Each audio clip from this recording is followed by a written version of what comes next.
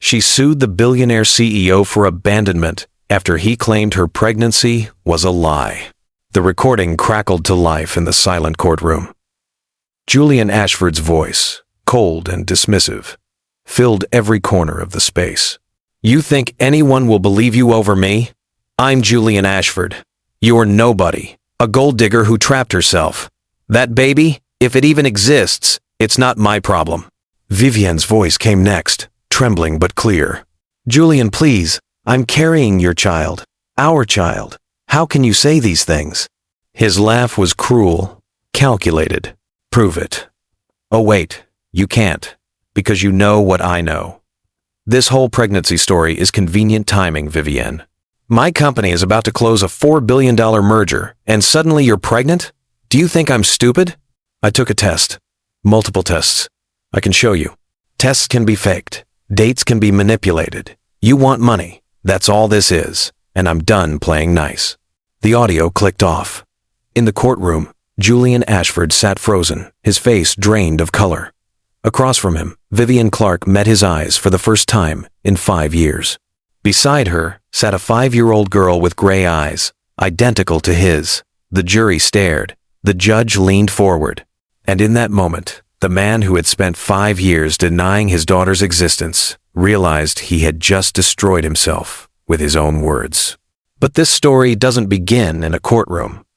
It begins on a rainy October night in San Francisco, when two people met and believed they had found forever. Before we go any further, I need you to understand something. 97% of the people watching this right now haven't subscribed to Mr. Sterling's Secrets of Love. And here's what breaks my heart. Many of you will watch this entire story, feel every emotion, learn a life-changing lesson, and then you'll leave. You'll miss the next story. The one that might be exactly what you need to hear when life gets hard. So I'm asking you right now. If you value stories that teach truth, resilience, and justice, hit that subscribe button. It takes 2 seconds. And if for some reason you won't subscribe, do me a favor. Drop a comment below explaining why. I genuinely want to understand what's holding you back from joining this family of storytellers who believe that every story matters. Because here's the truth. The people who subscribe, they're the ones who don't take powerful stories for granted. Don't be the person who looks back wishing they had stayed connected. Now, let me take you back to where it all started. Vivienne Clark had always believed that love was built on trust. She believed in hard work, in earning your place, in the quiet dignity of building something meaningful. At 26, she was a senior designer at a boutique branding firm in San Francisco, working late nights and early mornings, slowly climbing a ladder she had built with her own hands. She wasn't looking for love when she walked into the Fairmont Hotel on that rainy Tuesday in October. She was there because her boss had insisted the entire team attend the tech industry charity gala. Network, her boss had said. Make connections. Show your face. Vivienne hated these events. The forced conversations.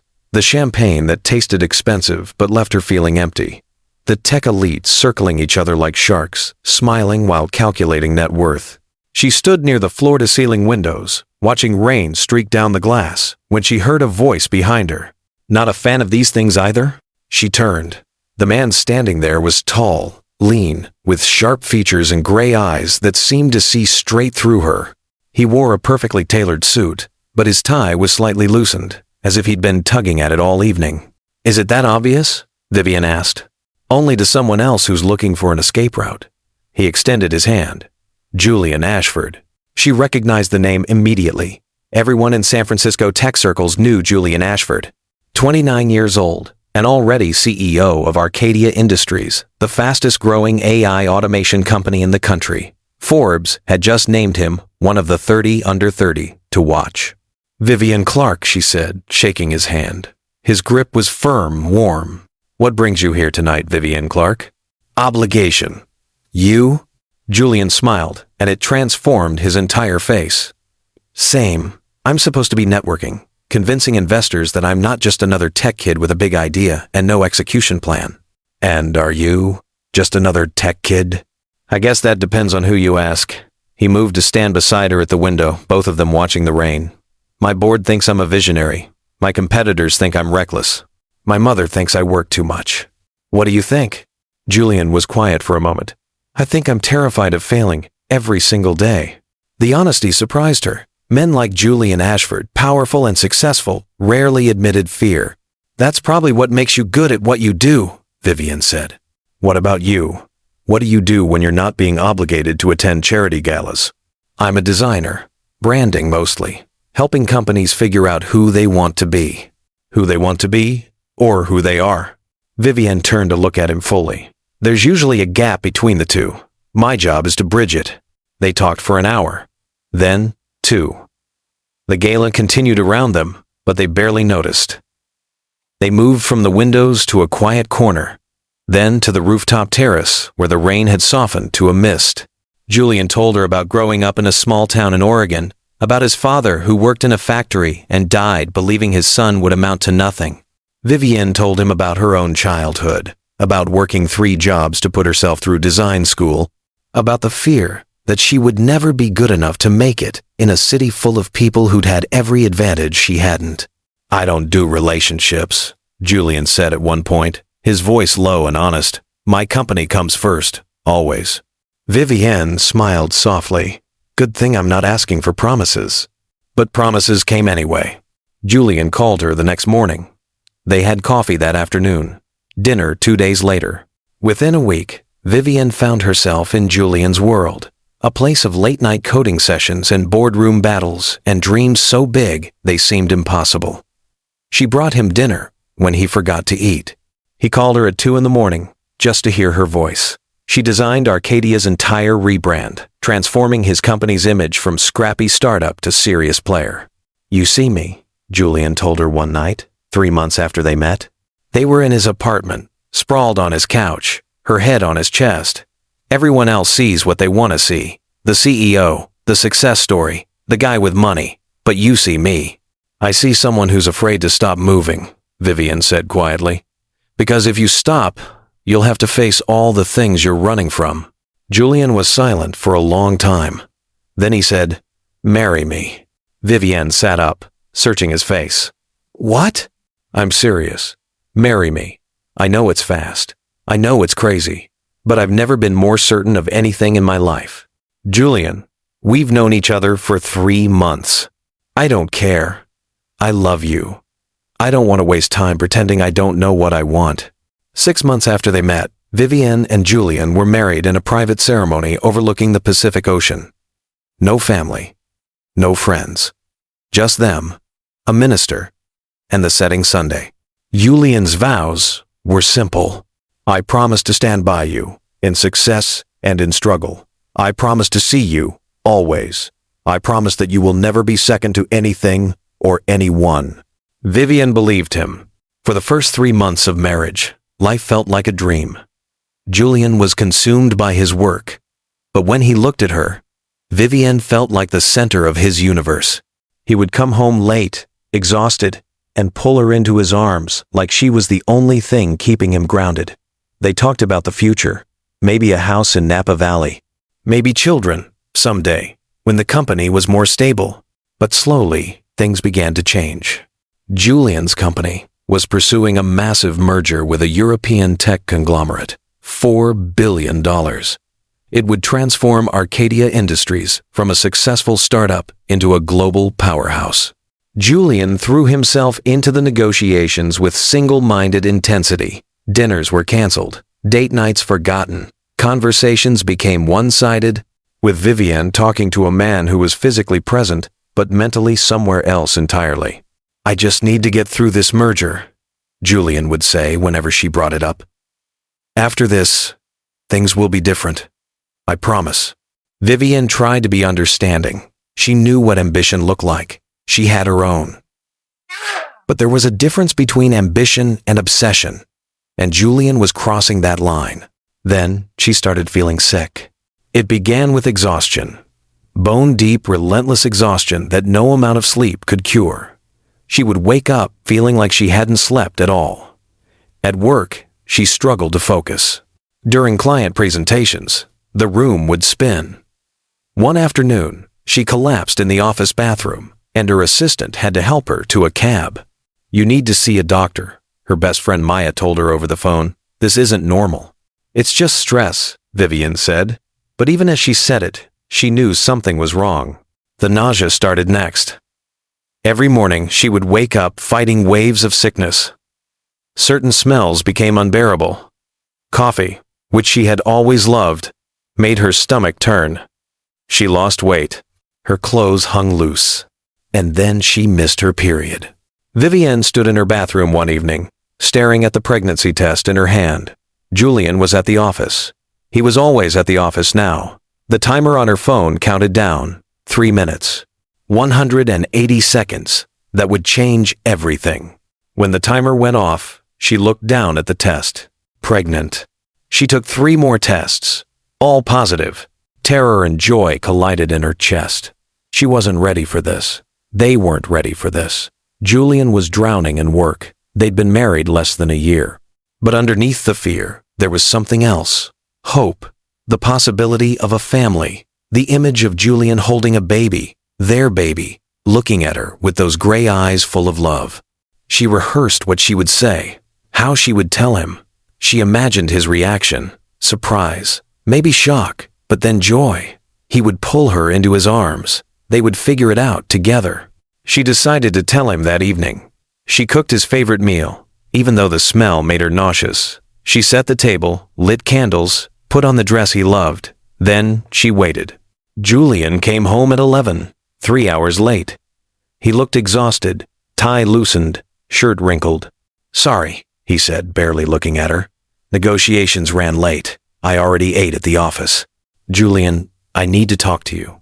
"Can it wait? I have calls with London in 6 hours. I need to review the contracts." "No," Vivienne said quietly. "It can't wait." Something in her tone made him stop. He looked at her. Really looked at her, for the first time in weeks. "What's wrong? We need to talk. About us. About our future." Julian sighed, running a hand through his hair. "Vivienne, if this is about me working too much again, I've told you. After the merger, everything will be different. I'm pregnant." The words hung in the air between them. Julian stared at her. His expression didn't change. For a long, terrible moment, he simply stood there, frozen. "What did you say?" His voice was flat, emotionless. "I'm pregnant, Julian. I took 4 tests. I'm going to make a doctor's appointment tomorrow to confirm, but I'm pregnant. We're going to have a baby." "That's impossible." Vivienne blinked. "What?" "We were careful. You said you were on birth control." "I am, but nothing is 100% effective. Julian, these things happen." "No." He turned away from her, his voice rising. "This doesn't just happen. Not now. Not when I'm in the middle of the biggest merger of my career.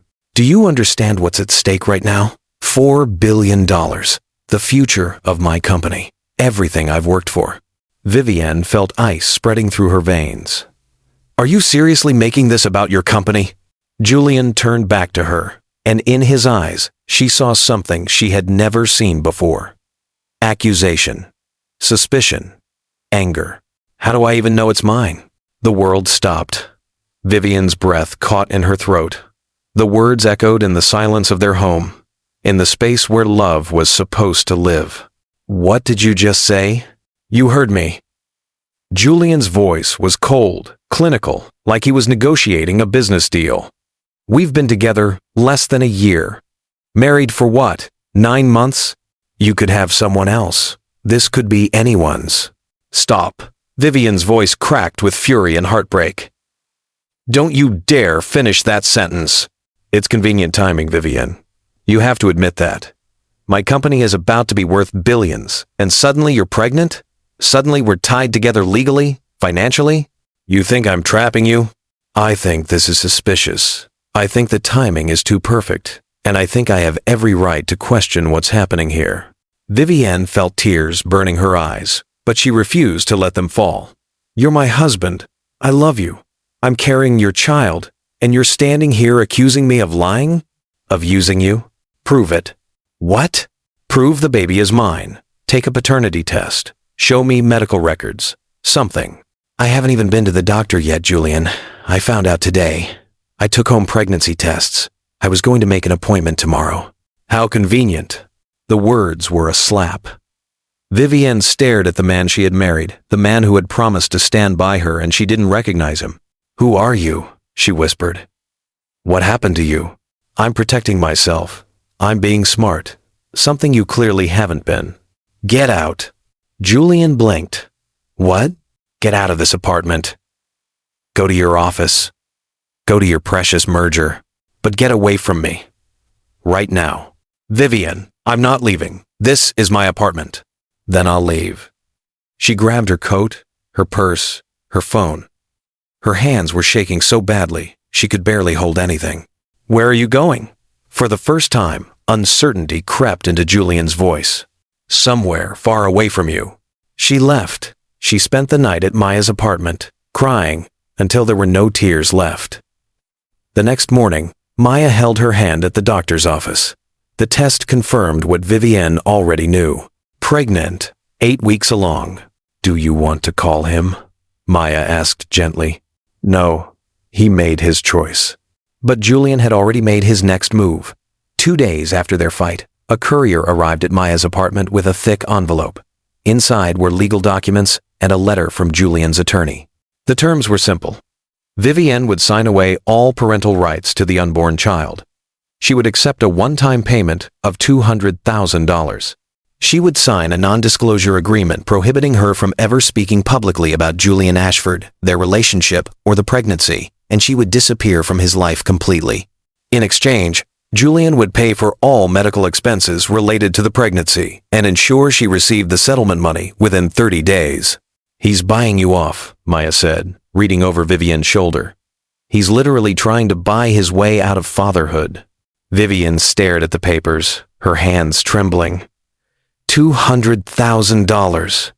It was more money than she had ever seen in her life. Enough to start over somewhere new. Enough to raise a child alone, without struggling the way her own mother had struggled. But it would mean signing away her truth.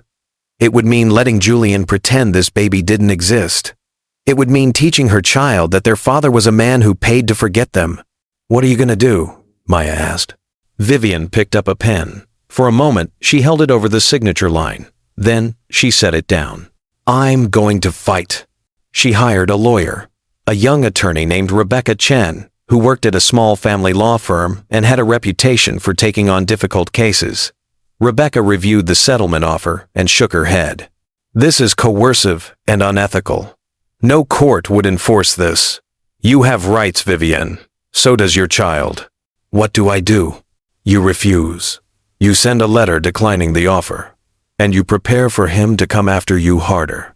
Vivienne sent the letter. 3 weeks later, Julian filed for divorce. But he didn't just file paperwork quietly. He went public.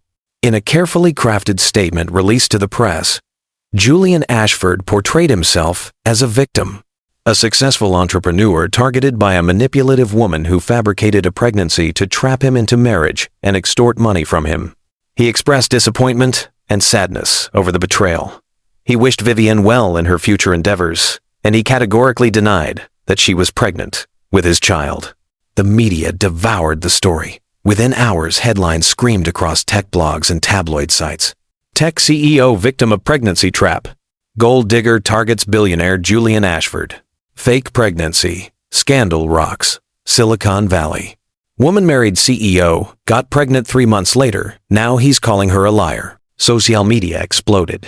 Twitter users dissected every photo of Vivienne and Julian together, analyzing body language, questioning timelines, deciding she looked like exactly the kind of woman who would trap a man with a fake pregnancy.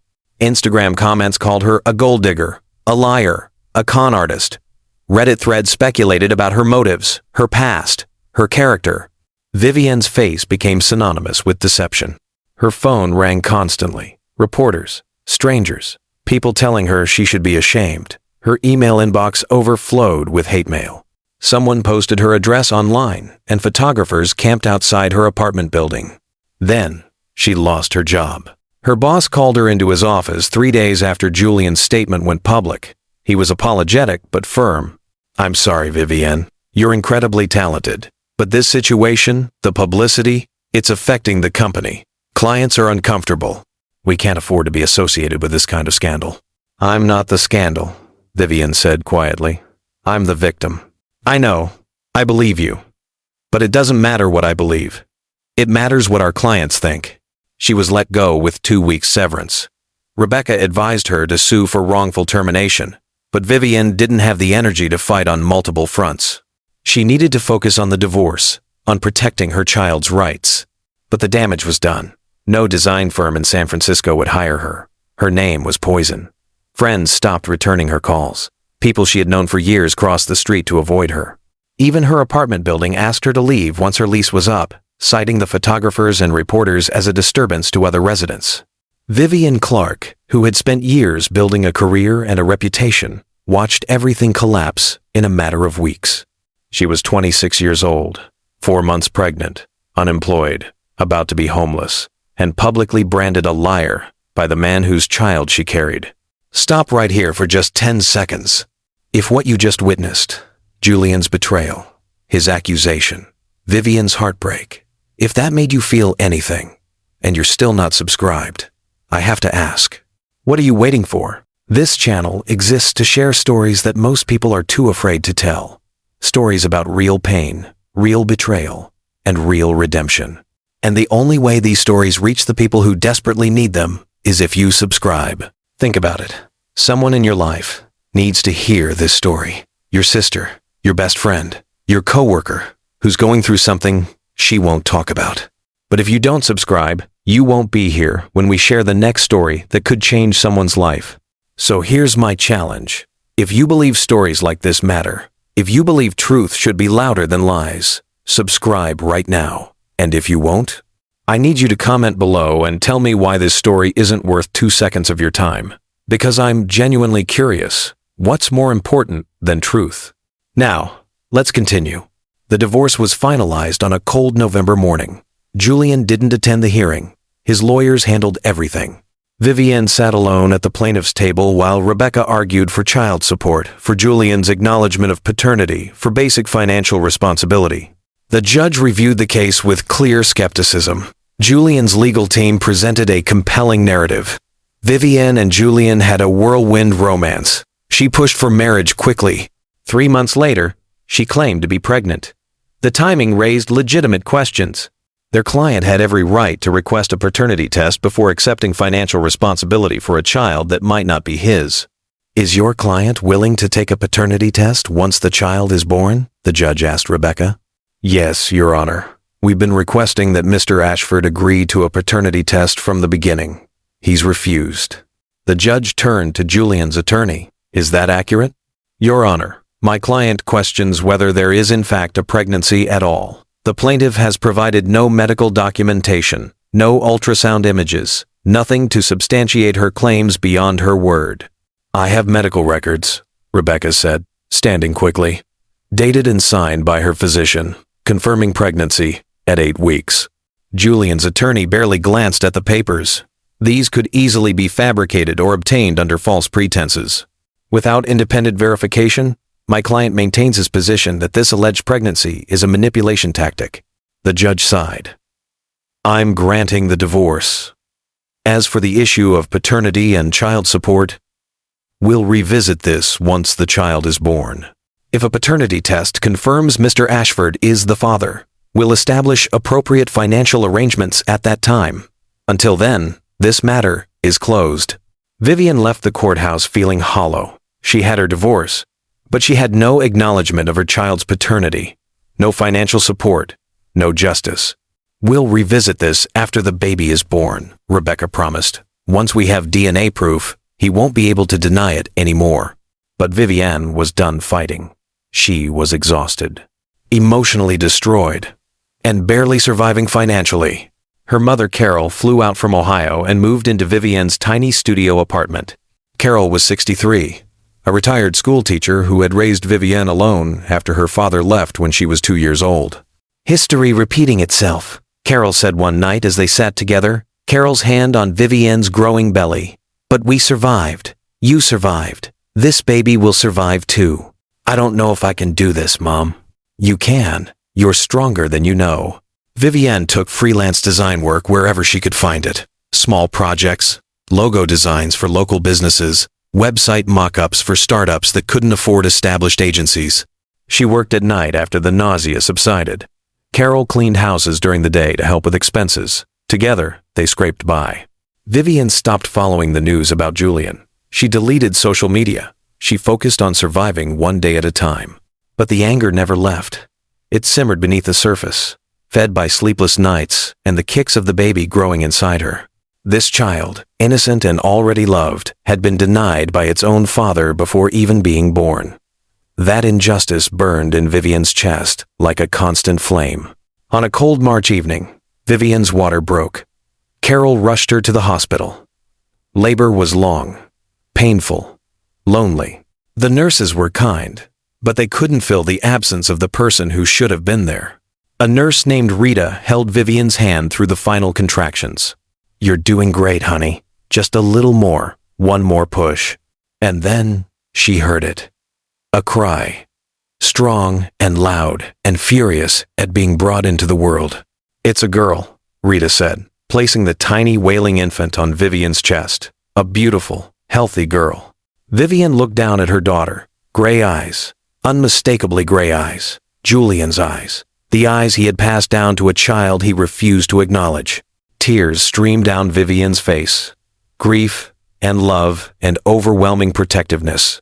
"Hello, baby," she whispered. "I'm your mama, and I promise you I will never let anyone make you feel unwanted. I will love you enough for two parents. You are mine, and you are everything." She named her Isla, after the island where she and Julian had honeymooned, back when love still felt real. It felt like reclaiming something beautiful from the wreckage. Carol cried when she held her granddaughter. "She's perfect, Viv. Absolutely perfect." "She looks like him," Vivian said quietly. "She looks like herself. And she's gonna grow up knowing she was wanted. That's what matters." Vivian and Isla came home to the tiny apartment 2 days later. Carol had set up a small bassinet in the corner, bought secondhand from a thrift store. There were no balloons, no congratulatory flowers, no parade of visitors bringing gifts. Just 3 generations of women making do with what they had. The first year was brutal. Isla was colicky, crying for hours every night. Vivian was exhausted beyond comprehension. She worked through the nights when Isla finally slept, designing logos and website layouts on her aging laptop. Carol helped as much as she could, but she was getting older, her arthritis making it harder to lift and carry a growing baby. Money was always tight.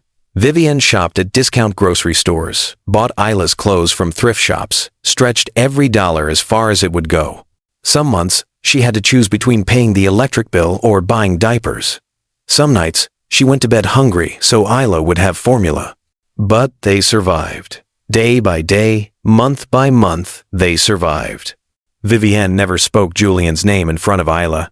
She removed every photograph of him from her life. She boxed up their wedding album and shoved it to the back of her closet. As far as Isla would know, her father simply didn't exist. When Isla was 2 years old and starting to form real words, she pointed at other children at the park with their fathers and asked a question. "Dada?"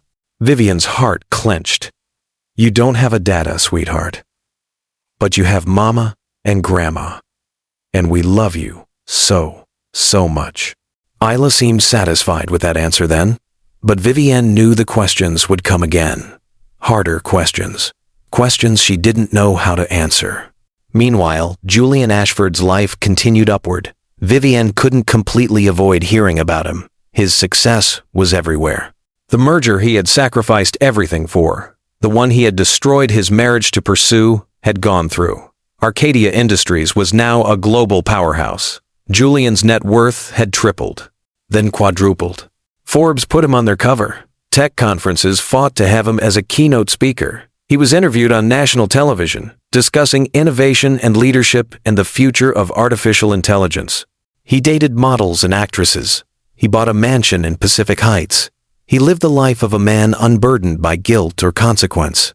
He never mentioned Vivian. He never acknowledged Isla. To the world, Julian Ashford was a self-made success story, a bachelor CEO living the dream. And Vivian Clark was nothing. A footnote in his past, a scandal long forgotten. Except she wasn't forgotten, not by herself, and certainly not by the daughter who carried half of Julian's DNA.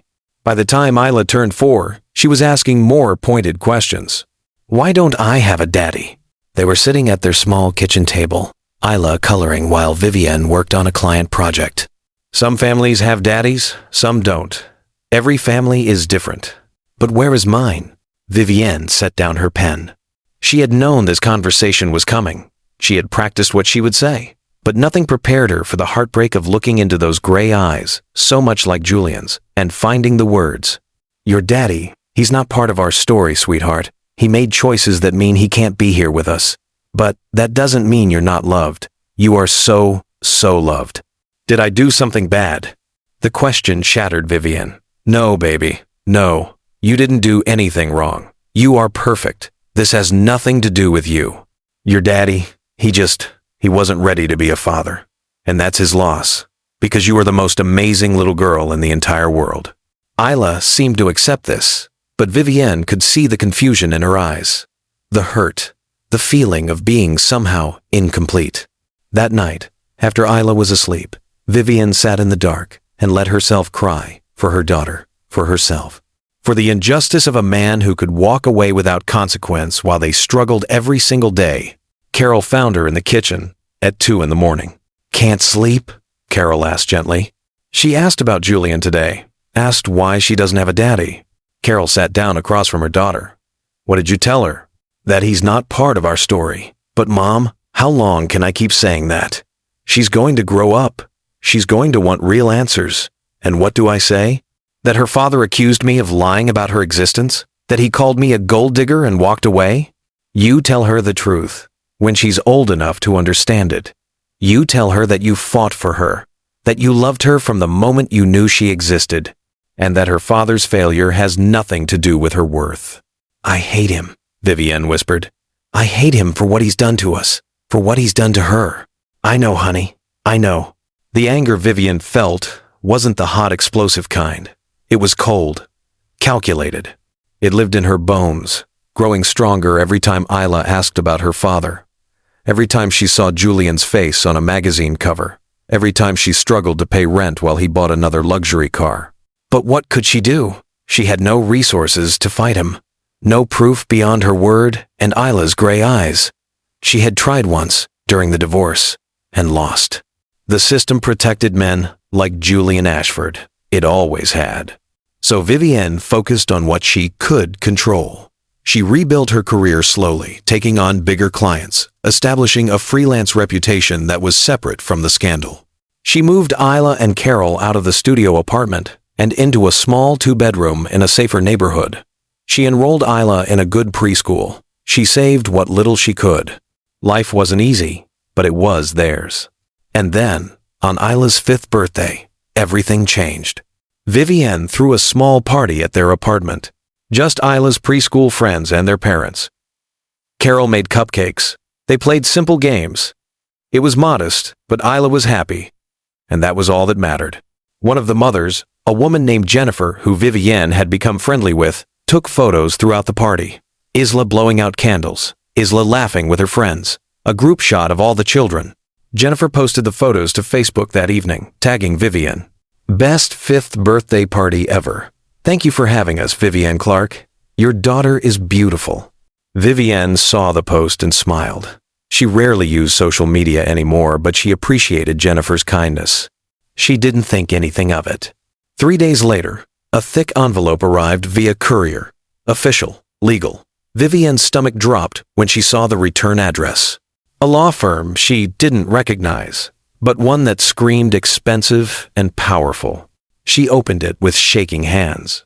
Inside was a cease and desist letter. The legal language was dense and threatening, but the message was clear. Vivienne was to immediately stop spreading false claims about Julian Ashford's paternity of her daughter. She was to remove all references to him from social media. She was to instruct her friends and family to do the same. If she continued to defame Mr. Ashford's character by falsely claiming he was Isla's father, legal action would be taken. The letter cited Jennifer's Facebook post. Someone had seen it. Someone had recognized Vivienne's name. Someone had connected Isla's gray eyes to Julian, and someone had reported it back to him. After 5 years of silence, Julian was coming after her again, not to acknowledge his daughter, but to silence her. Vivienne read the letter 3 times. Her hands moved from shaking to perfectly still. The cold anger that had lived inside her for 5 years crystallized into something else, something harder, something unbreakable. She had stayed quiet because she thought it was best for Isla. She had rebuilt her life in the shadows because she thought fighting was hopeless. She had accepted being labeled a liar because she thought she had no other choice. But Julian had made a mistake. He had threatened her child. Not directly, but the message was clear. He wanted to control the narrative. He wanted to ensure that Isla would never know her father, that the world would never know he had abandoned his own daughter. And Vivienne was done being silent. She picked up her phone and searched for one name, Margaret Hale, a name she had come across years ago when researching attorneys but couldn't afford. A lawyer with a reputation for taking on powerful men and winning. A woman known for her ruthlessness in the courtroom. This time, Vivienne didn't care what it cost. This time, she was ready to fight. She found Margaret Hale's office number and made the call. A receptionist answered. "Hale and Associates, how may I direct your call?" "I need to speak with Margaret Hale. My name is Vivienne Clark. I'm being threatened by Julian Ashford, and I need help." There was a pause. "Can you hold, please?" Vivienne waited, her heart pounding. After 2 minutes, a new voice came on the line. Deep, confident, measured. "This is Margaret Hale. Tell me everything." Margaret Hale's office was in downtown San Francisco, on the 32nd floor of a glass building that overlooked the bay. Vivienne had never been in a space like this. Floor-to-ceiling windows, minimalist furniture, original art on the walls. Everything about it screamed power and money. Margaret herself was in her early 50s, with silver hair cut in a sharp bob and eyes that assessed everything. She wore a tailored navy suit and no jewelry except small diamond earrings. She didn't smile when Vivienne entered her office. She simply gestured to a chair. "Sit. Tell me everything from the beginning." Vivienne had told this story before, to Rebecca, to her mother, to herself in the dark hours of the night. But telling it to Margaret felt different. Margaret didn't interrupt. She didn't offer sympathy. She took notes in precise handwriting and asked clarifying questions that cut straight to the heart of the matter. When Vivienne finished, Margaret set down her pen and leaned back in her chair. "Do you have any documentation of your relationship with Julian Ashford? Photos, messages, emails?" "Some. We deleted a lot after the divorce, but I kept a few things. Our marriage certificate, some text messages, photos from our wedding." "Good. What about from the pregnancy? Medical records, ultrasounds, anything showing you tried to involve him?" "I have all my medical records, the doctor visits, the ultrasound images. I tried to send them to Julian through his lawyer during the divorce, but they refused to accept them as evidence." "What about witnesses? Anyone who can testify that Julian knew you were pregnant, that you attempted to include him?" Vivienne thought. "My best friend Maya. She was with me when I took the pregnancy test. When I went to the doctor, she saw how destroyed I was after Julian accused me of lying. My mother, my former lawyer, Rebecca Chen." Margaret nodded. "That's a start. Now, the hard question. Why are you here now? It's been 5 years. You could have filed suit years ago. What changed?" Vivienne handed over the cease and desist letter. Margaret read it slowly, her expression unchanging. When she finished, she set it down and met Vivienne's eyes. "He's threatening you." "Yes. Because someone posted photos of your daughter online, and he's afraid people will start asking questions." "Yes." "Good." Vivienne blinked. "Good?" "He's scared. Powerful men don't send threatening letters unless they're afraid of something. Julian Ashford has spent 5 years building a public image as a successful bachelor, a self-made CEO, an innovator. If the truth comes out that he abandoned his daughter, that he accused you of lying when you were telling the truth, it damages that image. It makes him look like exactly what he is, a coward. So what do I do?" Margaret leaned forward. "You sue him. Not for child support, though we'll get that too. You sue him for intentional infliction of emotional distress, for defamation, for abandonment. You sue him publicly. and you force him to take a paternity test. You make him answer for what he's done. He's a billionaire. He has an army of lawyers. I can barely afford rent. That doesn't matter. You have something more valuable than money. You have the truth, and I'm very good at making sure the truth gets heard. Why would you take my case? I can't pay you what you're worth." Margaret smiled for the first time. It was sharp, predatory. Because I'm tired of men like Julian Ashford thinking they're untouchable. Because I've built a career destroying that illusion. And because when you win, and you will win, Julian will pay my fees as part of the settlement. So really, he's paying me to destroy him. That's my favorite kind of case. Vivienne felt something she hadn't felt in 5 years. Hope. What do I need to do? First, you sign a retainer agreement. Then, you go home and you gather every piece of documentation you have. Every text message, every email, every photo, every medical record. You write down a timeline of everything that happened from the day you met Julian to today. Names, dates, details. I need ammunition. Then, we file suit, and we wait for him to make a mistake. Because he will. Men like Julian always do. Over the next 6 weeks, Vivienne's life became consumed by preparation. She spent every free moment documenting her history with Julian. She scrolled through old phones, recovering deleted messages. She found receipts from dinners they'd had together. She contacted their wedding photographer and retrieved digital copies of their wedding photos. She wrote out every conversation she could remember, every moment of their relationship, every detail of how Julian had turned on her. Margaret's team interviewed Maya, who confirmed everything. They subpoenaed Vivienne's medical records, proving a clear timeline of the pregnancy. They interviewed Rebecca Chen, who provided documentation of every attempt to establish paternity during the divorce proceedings. And they found something Vivienne had forgotten about.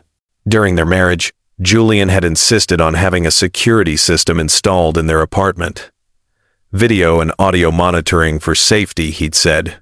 The system saved recordings to a cloud server for 30 days before deleting them. But when they divorced, the account hadn't been properly closed. The recordings from those 30 days were still there, buried in digital storage, forgotten.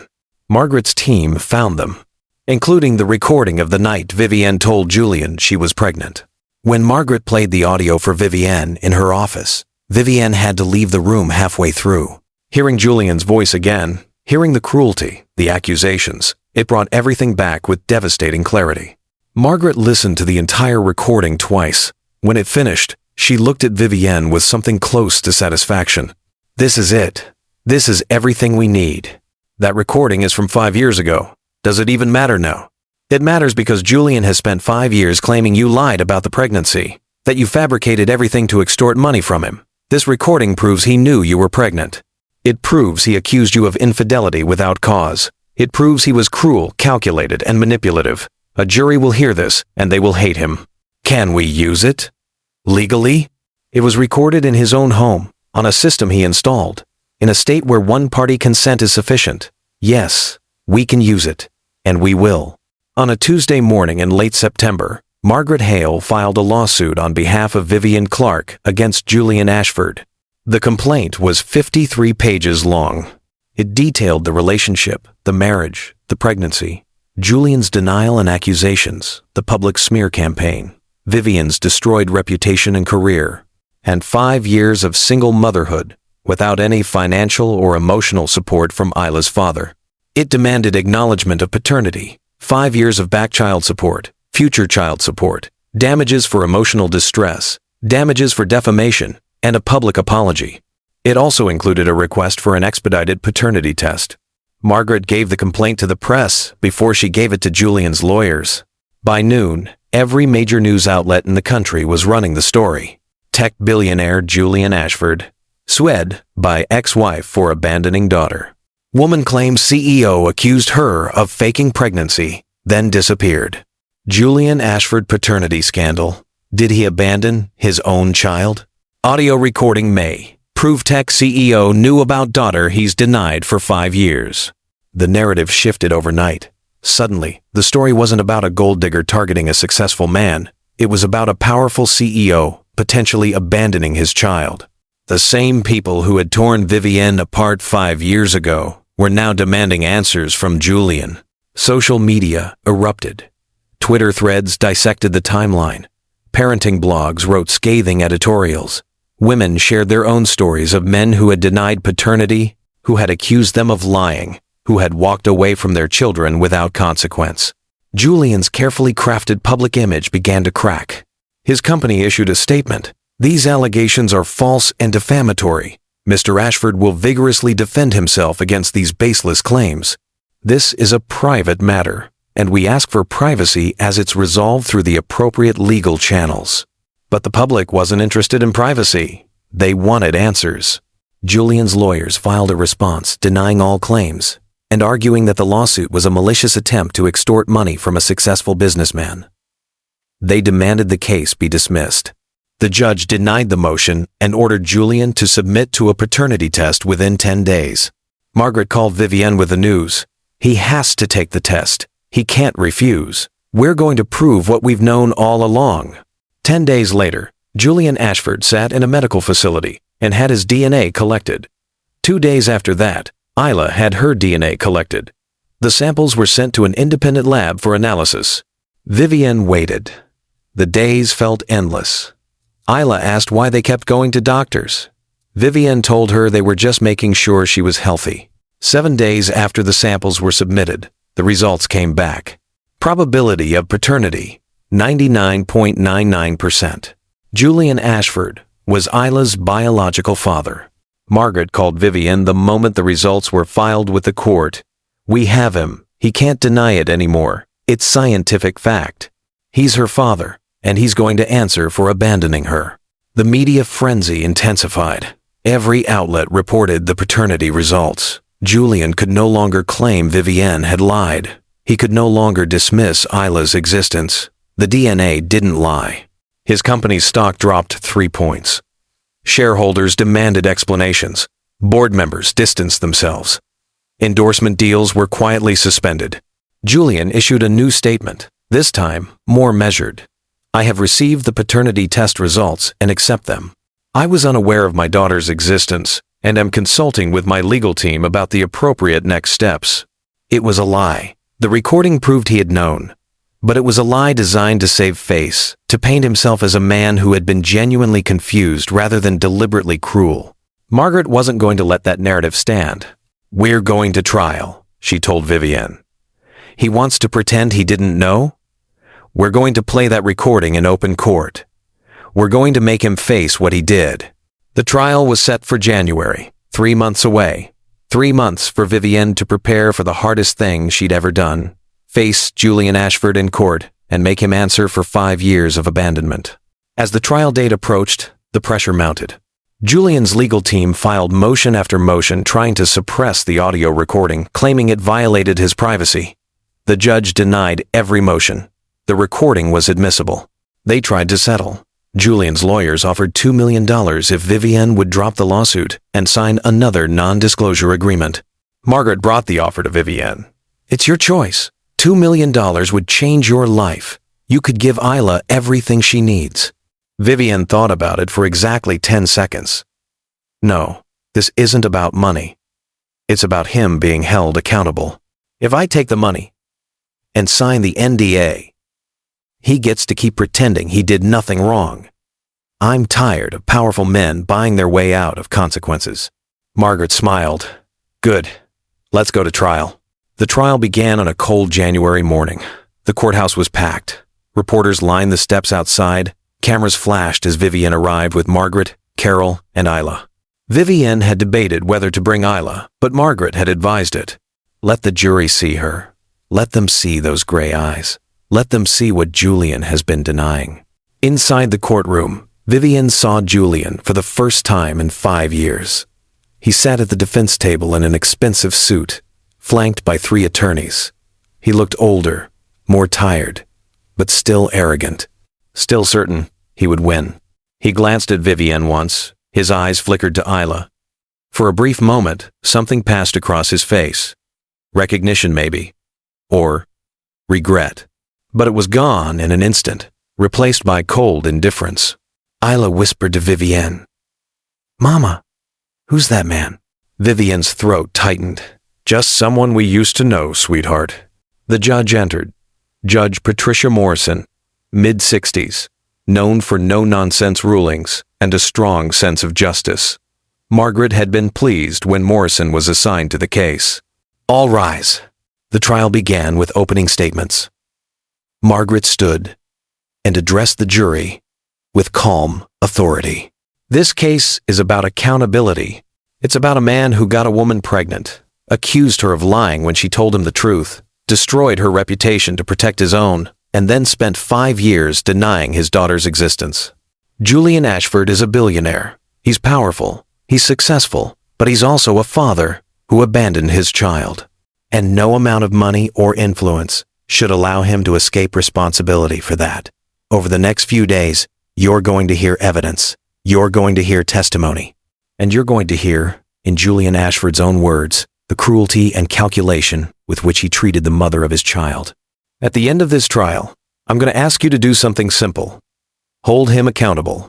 Julian's lead attorney, a man named Charles Whitmore, gave his opening statement next. This is a case about a woman who made choices and now wants someone else to pay for them. Vivian Clark married my client after knowing him for just a few months. She got pregnant shortly after.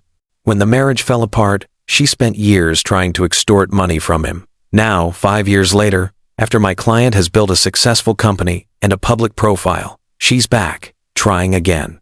The paternity test proves Julian Ashford is the biological father. He accepts that.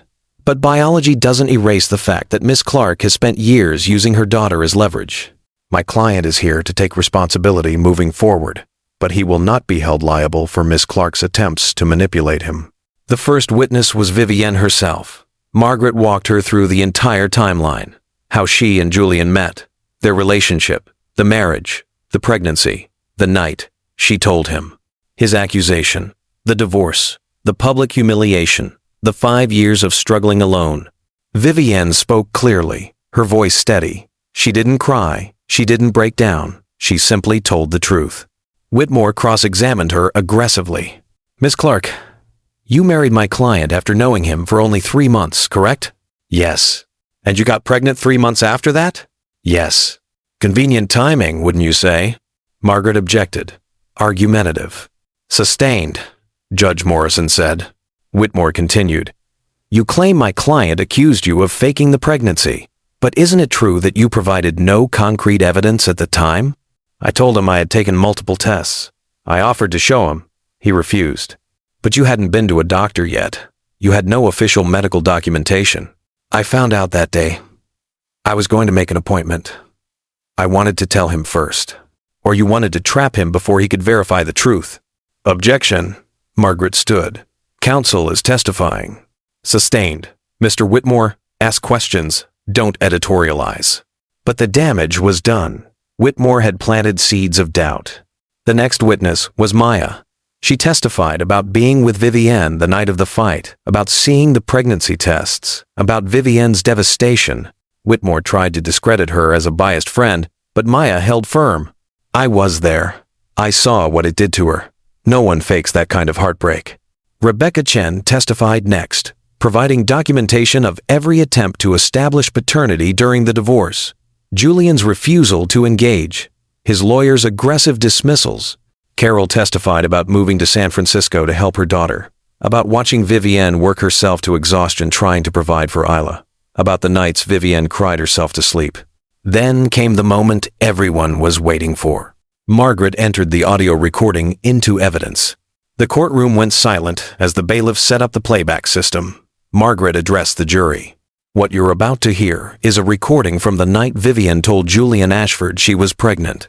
It was recorded on a security system Julian himself installed in their apartment. It captures, in his own words, how he responded to the news that he was going to be a father. She pressed play. Julian's voice filled the courtroom, cold, cruel, calculating. You think anyone will believe you over me? I'm Julian Ashford. You're nobody, a gold digger who trapped herself. That baby, if it even exists, it's not my problem. Vivienne's voice, trembling. Julian, please. I'm carrying your child, our child. How can you say these things? Prove it. Oh wait, you can't, because you know what I know. This whole pregnancy story is convenient timing, Vivienne. My company is about to close a $4 billion merger, and suddenly you're pregnant? Do you think I'm stupid? I took a test. Multiple tests. I can show you. Tests can be faked. Dates can be manipulated. You want money? That's all this is. And I'm done playing nice.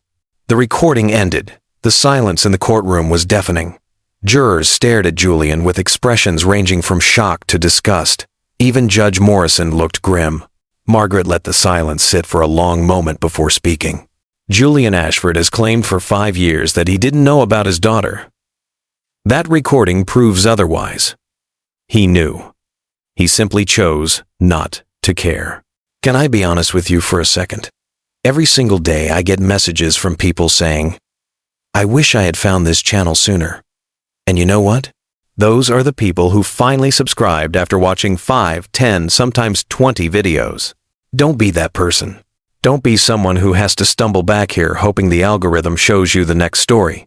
Because it won't. YouTube doesn't care about showing you what you need. It shows you what keeps you scrolling.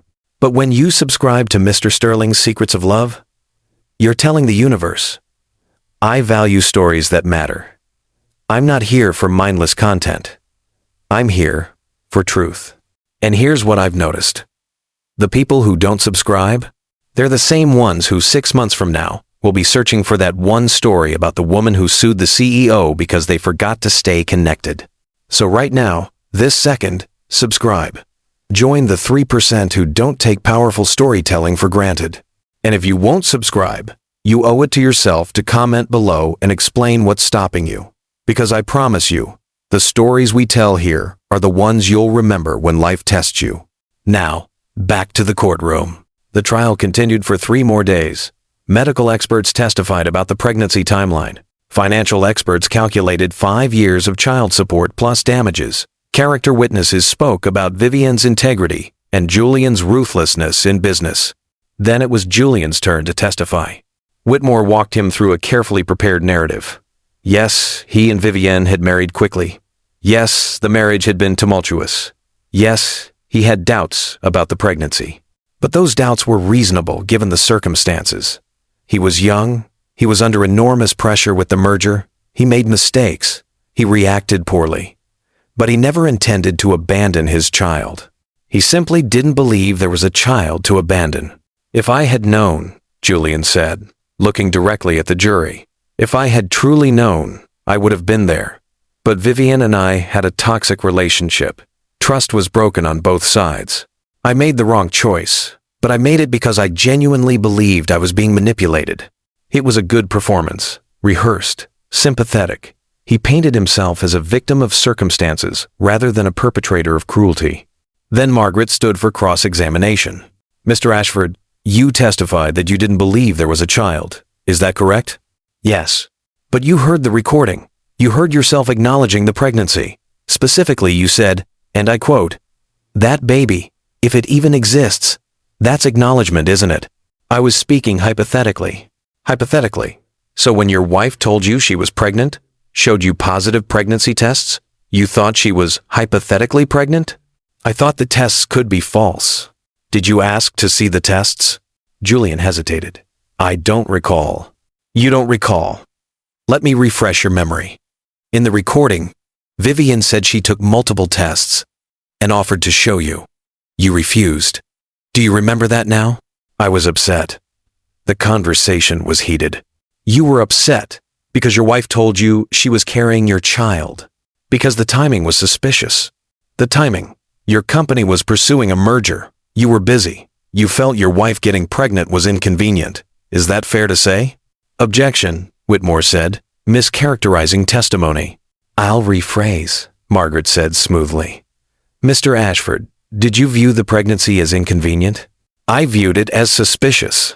Because you were closing a $4 billion deal. Because we had only been married a few months. 3 months. You'd been married 3 months. Tell me, Mr. Ashford, how long does one need to be married before a pregnancy is considered legitimate in your view? Objection. Argumentative. Withdrawn. Margaret picked up a document. Mr. Ashford, after your divorce, did you issue a public statement about the pregnancy? My company issued a statement. Yes. And in that statement, you claimed Vivienne had fabricated the pregnancy to extort money from you, correct? That was my belief at the time. Your belief? Based on what evidence? Based on the fact that she provided no proof. She offered medical records during the divorce proceedings. Your lawyers refused to accept them. Isn't that true? Julian's jaw tightened. I wasn't personally involved in those decisions. My legal team handled it. So you delegated the responsibility of determining whether your child existed to your lawyers, and when they told you to deny it, you did. That's not what happened. Then what did happen, Mr. Ashford? Because from where I'm sitting, it looks like you made a calculated decision to deny your daughter's existence to protect your public image and your business interests. I made a decision based on the information I had. The information you had included your wife telling you she was pregnant, multiple positive pregnancy tests, medical records, her physical pregnancy, which progressed exactly as she said it would. And yet you chose to believe she was lying. Why? Julian didn't answer immediately. The courtroom was silent. Why, Mr. Ashford? Because I didn't want it to be true. The admission hung in the air. Margaret, let it breathe.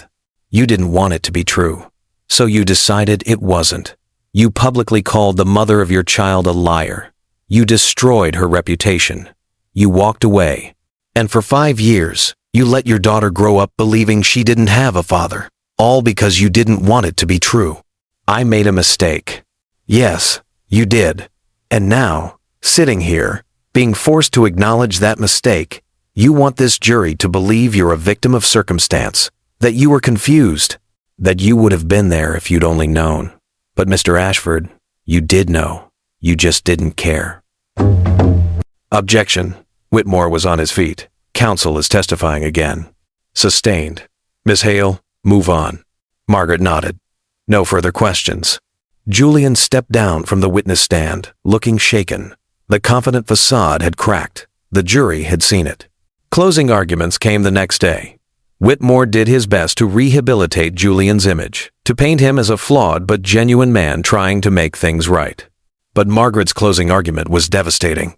Julian Ashford wants you to believe he made an honest mistake, that he was confused, that he would have been there if he'd truly known. But you heard the recording. You heard him acknowledge the pregnancy and call his wife a gold digger in the same breath. You heard him threaten her. You heard the cruelty in his voice. That's not confusion, that's calculation. For 5 years, Vivienne Clark raised their daughter alone. She worked multiple jobs. She rebuilt a career that Julian destroyed with his lies. She answered Isla's questions about why she didn't have a daddy. She did everything, while Julian Ashford bought mansions and dated models and built his empire. Biology made Julian Ashford a father. But he chose not to be a dad. He chose his company over his child. He chose his reputation over responsibility. And now he's here, forced by a court order to finally acknowledge what he's denied for 5 years. This case is about more than child support or financial damages. It's about accountability. It's about saying that no matter how rich you are, no matter how powerful, you cannot abandon your child without consequences. I'm asking you to hold Julian Ashford accountable, find in favor of Vivienne Clark, award her the damages she deserves, and send a message that no one, not even a billionaire, is above basic human decency. The jury deliberated for 6 hours. Vivienne sat in a private room with Margaret, Carol, and Maya, waiting. Isla was with a friend, kept away from the tension. When the bailiff called them back into the courtroom, Vivienne's heart was pounding so hard she thought she might pass out. This was it. Everything came down to this moment. The jury filed in. None of them looked at Julian. That was a good sign, Margaret had said. Juries don't look at defendants when they're finding against them. Judge Morrison addressed the jury foreman. Have you reached a verdict? We have, Your Honor. Please read it. Right now, you're at the edge of your seat, waiting for the verdict. You're invested. You care about Vivienne. You want to know if justice wins. But here's what's going to happen. In about 60 seconds, you're going to get your answer. You'll feel that surge of satisfaction or heartbreak, and then the video will end. And so will your connection to stories like this, unless you subscribe. I'm going to be blunt. If you've watched this far and you haven't subscribed, you're taking this content for granted. You're consuming a story that took hours to research, write, and produce, and you're giving nothing back. Not even 2 seconds. The people who subscribe? They understand that powerful storytelling doesn't just happen, it exists, because people like you choose to support it. So before you get the verdict, before you get the satisfaction of knowing how this ends, do this. Subscribe to Mr. Sterling's Secrets of Love. Show that you're not just a passive consumer. You're someone who values truth, justice, and stories that actually matter. And if you still won't subscribe, drop a comment explaining why. I want to know. What's your reason for not supporting the content that just held your attention for 40+ minutes? Now, the verdict. The foreman cleared his throat and read from the paper in his hands. In the matter of Clark versus Ashford, we the jury find in favor of the plaintiff, Vivienne Clark, on all counts. Vivienne's breath left her body. Margaret squeezed her hand. Carol let out a sob of relief. The foreman continued. We award the plaintiff 5 years of back child support in the amount of $300,000. We award ongoing child support of $10,000 per month until the child reaches age 18. We award damages for emotional distress in the amount of $2 million. We award damages for defamation in the amount of $1 million. We further recommend that the defendant issue a public apology acknowledging his daughter and his abandonment of her. The courtroom erupted. Reporters scrambled to their phones. Julian sat motionless, his face pale. His lawyers leaned in, whispering urgently. Judge Morrison banged her gavel. Order! Order in the court! The room quieted. Judge Morrison looked at Julian. Mr. Ashford, the jury has spoken. But beyond the financial awards, I want to address something directly. You have a daughter. A 5-year-old girl who, through no fault of her own, has spent her entire life without a father. Money can provide for her material needs, but it cannot replace what you took from her. I am ordering you to comply with all financial judgments immediately. I am also ordering that you be given the opportunity for supervised visitation if you choose to pursue a relationship with your daughter, though that decision will ultimately rest with Miss Clark. You have been given a second chance to be a father. I suggest you don't waste it. She banged the gavel. Court is adjourned. Vivienne stood on shaking legs. People surrounded her. Margaret was smiling. Carol was crying. Maya was hugging her. Reporters were shouting questions. But all Vivienne could think about was Isla. She had done it. She had held Julian accountable, not just for herself, but for her daughter. Outside the courthouse, Margaret held a brief press conference. Vivienne stood beside her, composed and strong. Today, justice was served, Margaret said to the crowd of reporters. Julian Ashford spent 5 years denying his daughter's existence. Today, a jury made it clear that wealth and power do not exempt anyone from basic responsibility. Vivienne Clark fought for her daughter's rights, and she won. We hope this case serves as a reminder that every child deserves to be acknowledged, supported, and loved by both parents. A reporter shouted a question. Miss Clark, what do you want to say to Julian Ashford? Vivienne leaned toward the microphone. I want to say that I hope you find a way to be the father Isla deserves, not because a court ordered it, but because she deserves to know that she was wanted. That she matters. That's all any child wants to know. Another reporter.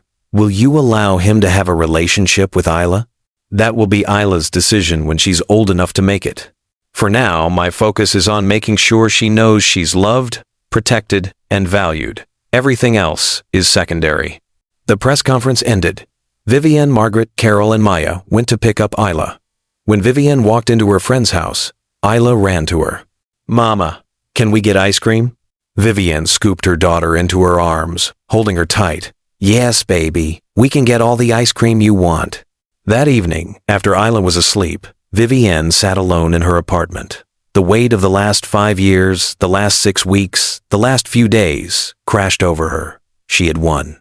She had actually won. But it didn't feel like she thought it would. There was relief, yes, vindication, justice, but there was also exhaustion and grief for the years lost. For the family that could have been, but never was. Her phone buzzed. A text from an unknown number. She opened it. I'm sorry. I know that doesn't fix anything. but I need you to know I'm sorry. It was Julian. Vivienne stared at the message for a long time.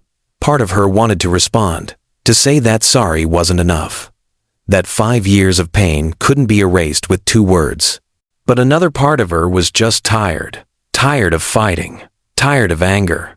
She deleted the message without responding. Maybe someday she would be ready to forgive him. Maybe someday Isla would want to know her father. But that day wasn't today. Today, she just needed to rest. Vivienne won. Justice was served. You witnessed the entire journey from betrayal to victory. Now, let me ask you something. What are you going to do with this story? Are you going to close this video, feel good for 5 minutes, and then forget about it by tomorrow? Or are you going to make sure you're here for the next person who needs to hear that their truth matters? Because here's what most people don't realize. Stories like Vivienne's don't go viral. They don't get millions of views. You know why? Because they're real. They're raw. They make people uncomfortable. But they're the stories that change lives. And the only way these stories survive is if people like you subscribe. If you become part of a community that refuses to let truth be silenced. So if this story meant something to you, if Vivienne's courage inspired you, if Julian's accountability satisfied something deep in your soul, if you believe that no one should fight alone, subscribe to Mr. Sterling's Secrets of Love right now. Because the people who don't subscribe, they're not bad people. They're just the ones who'll wish they had stayed connected when they need a story like this most. Don't be the person who realizes too late that they walked away from something meaningful. Subscribe now. And if you won't, I genuinely want to understand why. Drop a comment below. What's your reason? 2 months after the trial, Vivienne received a check for $3.3 million. The back child support, the damages, everything the jury had awarded. She stared at it for a long time. This piece of paper that represented 5 years of struggle finally acknowledged. She put half of it in a trust fund for Isla's future, college, whatever dream she wanted to pursue. The rest she used to buy a small house in a quiet neighborhood with good schools. A house with a backyard where Isla could play. A house that was theirs, paid in full, where no one could ever make them leave. She also used some of the money to start a small nonprofit, a legal defense fund for single mothers fighting paternity cases against wealthy fathers. Women who didn't have resources to hire lawyers like Margaret Hale. Women who were facing the same battles Vivienne had faced. She called it the Isla Foundation, named after her daughter, after the child who had been denied but never defeated. Julian kept his distance. He paid the child support on time every month. He sent gifts on Isla's birthday and Christmas, expensive toys that Isla played with but didn't treasure. He never requested visitation, never asked to meet his daughter. The public apology the jury recommended never came. But Vivienne was okay with that. She had never wanted Julian's presence in their lives. She had just wanted acknowledgement, justice, and she got it. Isla thrived. She started first grade at a good school. She made friends. She took dance classes and art lessons. She still asked about her father sometimes, and Vivienne told her the truth in age-appropriate ways. Your daddy made some mistakes, but that doesn't mean you weren't wanted. I wanted you from the moment I knew you existed, and that's what matters. Do you think he'll ever want to meet me? Isla asked one night before bed. Vivienne smoothed her daughter's hair back from her forehead. I don't know, sweetheart. But whether he does or doesn't, it says nothing about you. You are amazing. You are loved. And you don't need anyone's approval to know that you matter. Isla seemed satisfied with that answer. She snuggled deeper into her pillow and closed her eyes. Vivienne stayed with her until she fell asleep, watching her daughter breathe, feeling overwhelming gratitude for this small, perfect person who had given her purpose through the darkest years of her life. 3 years after the trial, Vivienne received an email from Julian. Subject line, "Can we talk?" She almost deleted it, but curiosity got the better of her. She opened it. Vivienne, I know I have no right to ask this. I know I don't deserve your time or your attention, but I've spent the last 3 years in therapy trying to understand why I did what I did. Why I hurt you and Isla the way I did. I won't make excuses. I was a coward. I was selfish. I prioritized my career and my image over the 2 people who should have mattered most. I can't take back those years. I can't undo the damage. But I'm asking, if there's any possibility, any chance at all, I would like to meet Isla. Not to insert myself into her life, not to play dad after 8 years of absence. Just to tell her that I'm sorry, that she deserved better, that her existence matters. I understand if you say no.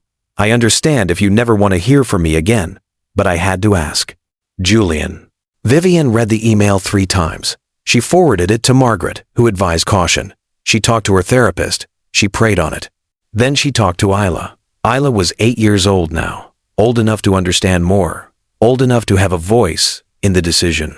Isla, your father wants to meet you. He wrote me a letter saying he's sorry for not being there. What do you think about that? Isla was quiet for a long time. Does he want to be my dad now? I don't know, sweetheart. I think he wants to apologize, to meet you, but I don't know what happens after that. Do you want me to meet him? This isn't about what I want, baby. This is about what you want. If you want to meet him, we can arrange that. If you don't, that's okay too. There's no wrong answer. Isla thought about it for several days. Finally, she came to Vivienne with her decision. I want to meet him, but I don't want to call him dad. I just want to see what he looks like, if he's like me. Vivienne set up a meeting, supervised, at a neutral location, a park on a Saturday afternoon. Margaret came as a witness. Carol came for support. Julian arrived alone. He looked different than Vivienne remembered. Older, softer around the edges, less arrogant. He saw Isla and stopped walking. For a long moment, he just stared. Then he approached slowly, like he was afraid of scaring her away. Hi, Isla, he said quietly. I'm Julian. Isla looked up at him with those gray eyes they shared. Hi. They sat on a park bench. Vivienne and Carol stayed nearby, close enough to intervene if needed, but far enough to give them space. Julian spoke quietly. Vivienne couldn't hear everything, but she saw him gesture, saw Isla nod, saw her daughter's serious expression as she listened. After 30 minutes, Isla came back to Vivienne. He said he's sorry. He said he made a mistake, and he wishes he could go back and fix it. How do you feel about that? I don't know. He seemed sad. Do you want to see him again? Isla shrugged. Maybe. I don't know yet. And that was okay. There was no rush, no pressure. Isla would figure out what kind of relationship, if any, she wanted with her father in her own time. Julian sent a text later that evening. Thank you for letting me meet her. She's incredible. You did an amazing job raising her. I know I don't have the right to be proud, but I am. Thank you. Vivienne didn't respond, but she saved the message. The moral of this story isn't complicated. It's not about revenge or bitterness. It's about the simple truth that actions have consequences. That power and wealth don't erase responsibility. That every child deserves to be acknowledged, protected, and loved. Julian Ashford made a choice to walk away. He chose his company over his family. He chose his image over his integrity. And for years it seemed like that choice cost him nothing. But justice isn't always immediate. Sometimes it takes time. Sometimes it requires someone brave enough to fight for it. Vivienne fought, not because she wanted money or fame or revenge. She fought because her daughter deserved a father who acknowledged her existence. Because truth matters. Because accountability matters. And in the end, she won. Not just in the courtroom, but in the life she built for herself and Isla. A life rooted in dignity, resilience, and love. If you take anything from this story, let it be this. When someone tries to erase you, to silence you, to pretend you don't matter, you have the right to stand up and say no. You have the right to fight for justice, even when the odds are stacked against you. You have the right to exist loudly and unapologetically. And to the Julian Ashfords of the world, the ones who think power means freedom from consequence, remember this. The truth always comes out. Always. You can delay it. You can deny it. But you cannot destroy it. Thank you for watching this story. If it resonated with you, if it made you feel something, if it reminded you that justice is possible even against impossible odds, I hope you'll share it. Someone in your life needs to hear it. And as always, I'll see you in the next story, because there are more stories to tell. more truths to uncover, more people who need to know they're not alone. Until then, remember this: your truth matters, your story matters, you matter. Stay strong,